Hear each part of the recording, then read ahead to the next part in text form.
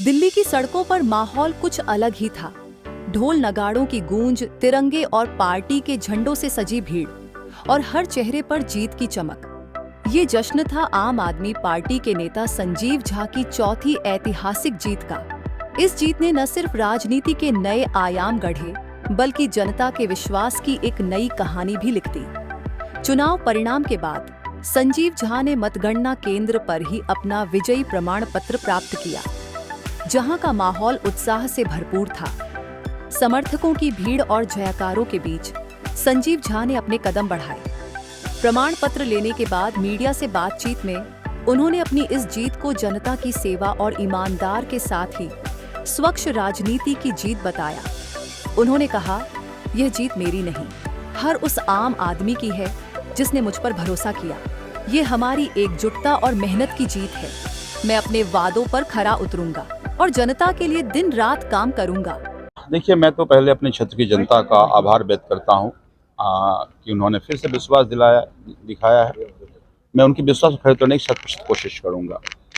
लेकिन जिस तरह से दिल्ली में चुनाव लड़े गए, जिस तरह से भारतीय जनता पार्टी सत्ता का दुरुपयोग किया, पैसे बहाए गए, इलेक्शन कमीशन की अनदेखी हुई, सभी तंत्रों का मिसयूज हुआ, हमारे कार्यकर्ताओं को डराया गया, घर से निकलने पर उसकी पिटाई होती थी, उसे FIR नहीं की जाती थी, पुलिस डरा हुआ था, हमेशा ऊपर से आदेश की आने की इंतजार करते थे। ये जो सत्ता का दुरुपयोग किया जा रहा है, मुझे लगता है कि इस तरह से चुनाव फिर होना ही नहीं चाहिए। ऐसे जीत जाओ तो मैं ये मानता हूं कि भारतीय जनता पार्टी इस देश के जनतंत्र को दिन ब दिन दीमक की तरह खा रहा है। देश के जनतंत्र को कमजोर किया जा रहा है।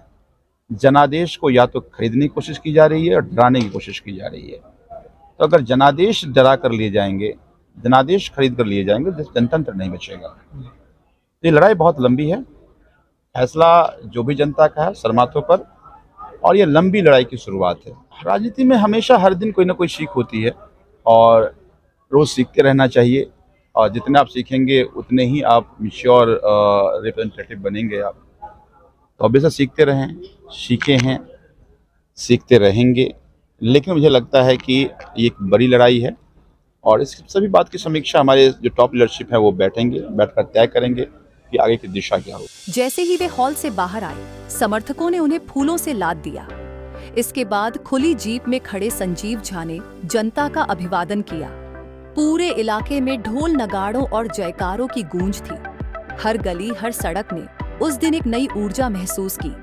समर्थकों ने ढोल की थाप पर नाचते हुए मिठाइयां बांटी और पटाखों से आसमान को रोशन कर दिया।